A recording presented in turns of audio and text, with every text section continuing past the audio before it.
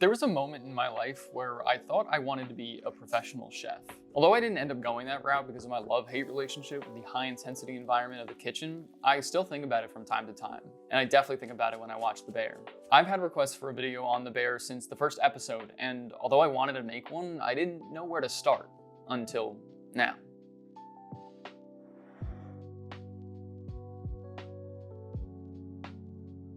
What I and many other people quickly realized was that this show was a goldmine for fashion and a great representation of what chefs wear and their infatuation with clothing within the industry. So let's look at how the show is filled with menswear gems and how they executed the food industry's love of clothing, all while going through the different aesthetics that costume designer Courtney Wheeler gave these characters. Chefs have increasingly become a focal point in fashion in the past 10 years, and especially since the release of The Bear, which led to the term chefcore. But chefs have been stylish way before The Bear or this trend was ever around. There's always been people like Anthony Bourdain and Marco Pierre White who looked great both in and especially out of the kitchen, and there's no doubt that there were chefs doing this before them. But now more than ever, there are so many different aesthetics and styles in the chef universe. Like every industry, there are people with different personalities, working methods, aesthetics, and that's translated through the show. You can quickly pick up on the differences in The Bear, not only through dialogue and actors, but the clothing as well. Depending on where you work, there are chefs that like a more traditional uniform, while there are others that don't care what you wear.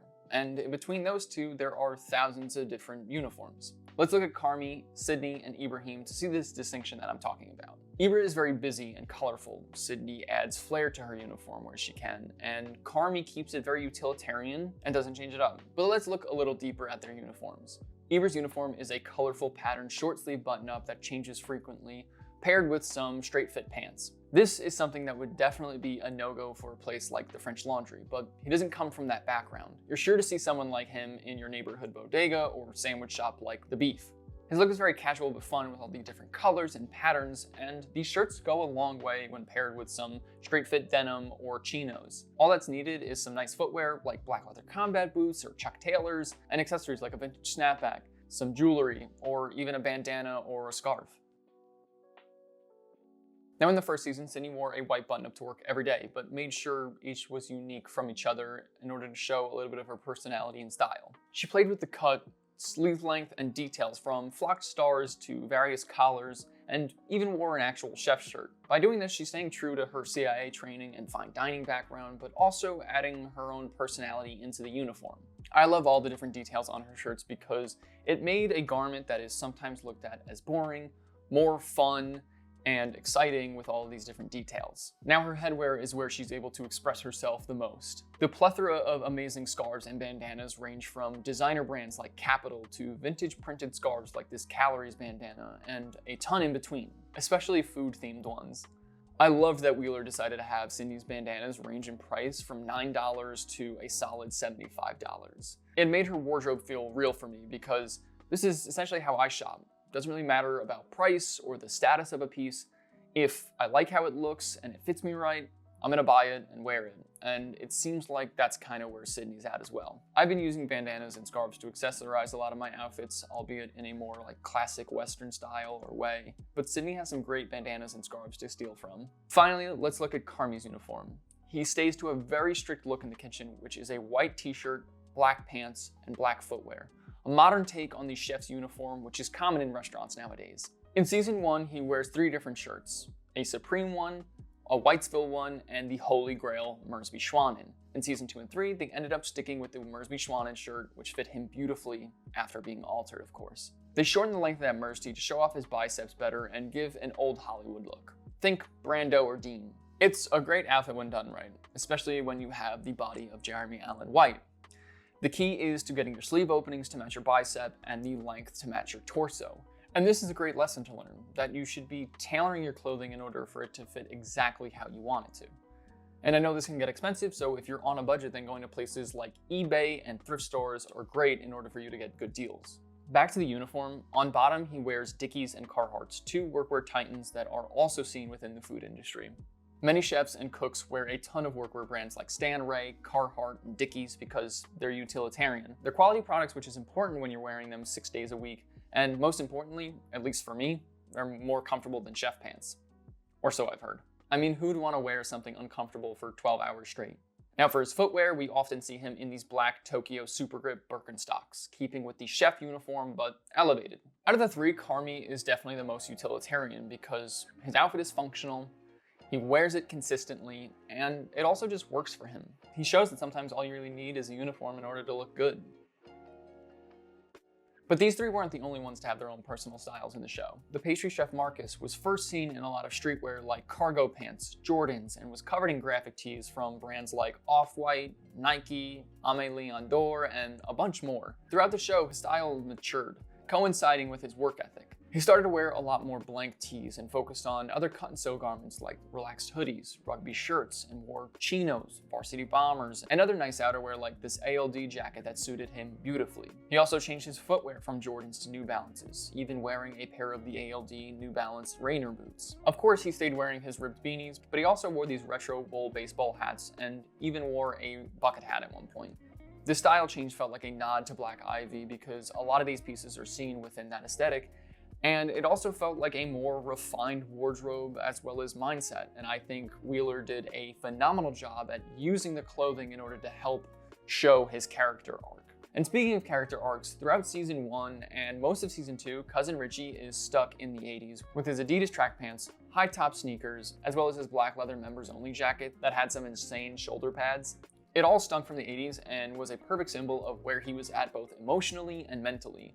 But after finding his place at the Bear, he transforms himself into a suit guy with a beautifully fitting, single-breasted peak lapel Hugo Boss suit. Another person that made this type of transition is Fack, the childhood friend turned handyman of the Berzato family. Fack, played by Maddie Matheson, is also what makes this show even more of a fashion powerhouse. When we first meet Fack, we can tell Maddie's personality is baked into the character, and so is the clothing. Maddie's brand, Rosa Vergoza, which is a workwear brand, is used for him throughout the show, as well as a plethora of vintage tees from Chicago Bears V-necks to various Chicago bands to my favorite, a Gallagher comedy tour team. Then his mesh trucker hats that are beautifully worn in and eclectic act as perfect accessories for him. Also, the simple layering scene on both Fack and Ted, Fack's brother, is executed so well. From a denim vest over a vintage fader tee to a cream long sleeve thermal underneath a cream t-shirt, they both looked great in their respective scenes and added to the plethora of styles in the show. Some of my favorite looks from Fack was when he layered his graphic tees over long sleeves, which looked great on him. And then Ted also had some great looks like this workwear outfit, which was simple but clean. But going back to character arcs, at the tail end of season 2, we see Fack make a change similar to Richie, where he's seen wearing this beautifully fitting brown single-breasted plaid suit with a notched collar, a pink and white striped Winchester shirt, and a goose embroidered tie. He continues this trend in the 3rd season with some amazing suits, shirts, and ties that look extremely dapper on him and fit him beautifully, which makes me wonder if they came from Maddie's closet directly, because Maddie knows his tailoring. Talking about Fack's collection of trucker hats and his t-shirts reminded me of the collecting that's seen in the show. Many chefs in the industry collect knives for various reasons, and oftentimes their proclivity to collect bleeds into their personal lives, which can end up being clothing, like Carmy's obsession with vintage denim, or Sydney with her love of bandanas and vintage clothes in general. There are so many pieces Sydney has, from an embroidered sweatshirt to her numerous graphic tees to this oversized embroidered goose sweater and so much more. She's one of these characters that has this vintage aesthetic that she pulls off perfectly, but it's not the only style that she dabbles with. To go on a bit of a tangent, her style is so diverse. She goes from a vintage outfit to a Naval Academy uniform from Comme des Garçons, to this preppy outfit with this red wool sweater vest, and then also has elements of workwear throughout her wardrobe, from overalls to carpenter pants. She also went down this DIY rabbit hole in season 2 with embroidered tees and sweatshirts, and although the tee is from Bodhi, I feel like it was supposed to show us a little bit of Sid's quirky personality again. My personal favorite outfit of hers was this denim quilted jacket with light beige pants and this vintage polo Ralph Lauren cowboy sweater that goes so hard. To finalize the look, she's also wearing a navy and green Atlanta 1996 Olympic strapback. I love the sweater. The fit was amazing, and the graphic and the print is just beautiful. I hope to get my hands on this one day for less than $350, but I am not holding my breath. As for her outerwear, it was just as diverse as the rest of her wardrobe. From the Paloma Hokusai puffer jacket, to this lightweight pinstriped Mac coat, to the denim quilted jacket I mentioned before, to one of my favorite pieces of hers, which is a Carlene upcycled liner jacket. I especially loved it when she wore it with this striped rag and bone shirt. All of these outerwear pieces proving to be great for her wardrobe, as well as for her vast styles. Now, regarding Carmy's style, Wheeler had stated in a previous interview that he didn't care so much about fashion as he did about good fitting garments and creating a wardrobe that was completely interchangeable. We talked about Carmy's uniform that he wears both inside and outside of the kitchen, but he also has great knitwear sweaters like a sleek and slim navy sweater to a gray cable knit one from J. Crew to another navy one with some cable knit sleeves giving some texture. They're all refined and have become somewhat of a uniform for him when he's not in the kitchen. With all of that being said, he does have left field pieces thrown in for him. My favorite being this beige fisherman's vest over a white t-shirt. This is such a simple but awesome outfit. I love the details on the vest, and I like how it gives like a nod towards like outdoorsman aesthetics. He doesn't really wear too many accessories, but he is seen with some hats like this dad hat and this black beanie, and both worked well on him. In the kitchen, there's this importance on quality in order to elevate the taste, texture, execution, and overall experience of a dish. Chefs will make sure that ingredients are to a high standard, as well as pay attention to the details of their utensils, like their knives, from handle shapes to rounded corners, and the material it's made out of, because it's essentially an extension of themselves. It's important that their dishes are not only a high standard for quality, but that the craftsmanship of the dish is present and tells a story to the customer. It's an art form in many ways, which is something it shares with clothing. I mentioned before that Sydney wore Capital bandanas. Capital is a Japanese brand known to care about the craftsmanship and quality of its products, and in the show, this didn't stop at bandanas. If you're a fan of menswear, you're aware that Carmy's outerwear, another collection of his, is an excellent showcase of what I'm talking about. First was the unique layout of the patchwork print on the NN07 jacket. Then there were the heritage workwear details on the waxed canvas Filson coat. And finally, my favorite, the details like the shawl collar and button placket on the RRL Navy deck jacket. These are all pieces that have something in common with each other. They're all examples of quality products where the craft is cared about and a story is being told, which is appreciated, especially in menswear. And let's not forget that all of these garments fit perfectly on him. The cut of everything was just amazing. There are other brands that echo this sentiment in the show, like Comme des Garçons, which I mentioned before, the Palace Ralph Lauren collab, and of course, Thom Browne.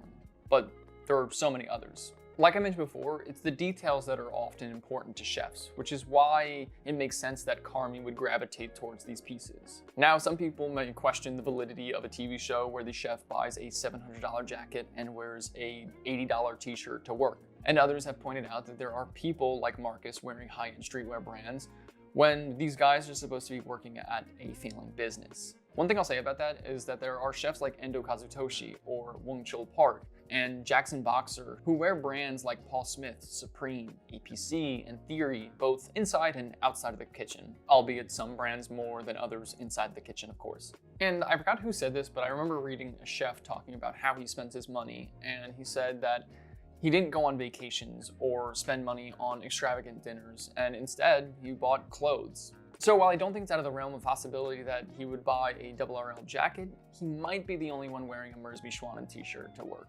But then again, I wouldn't be surprised if there were others. So it's not like this admiration for clothing was pulled out of thin air, because chefs have become a haven for inspiration when it comes to fashion, whether it be collaborations with brands and restaurants like Drake's and St. John's, or chefs who have become just as known for their style as their skills in the kitchen.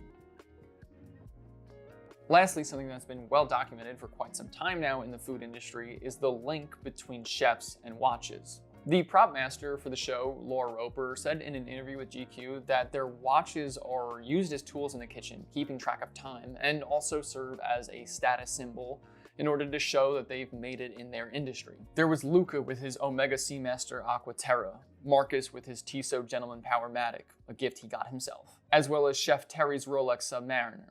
I can't forget to mention people like Chef Boulud, Chef Keller, and of course Chef David, all of whom have some high-end tastes. Even Uncle Jimmy had a nice Breitling watch on his wrist. I just started getting into watches, and although I probably won't even be able to sniff these things in person anytime soon, they will serve as some great inspiration when I get my first watch. But it's details like the watches, which is why so many people and chefs respect the show, because it's based in reality. With all that being said, what do you guys think of the wardrobe? And did you think that they did the food industry justice? Also, what pieces were your favorite?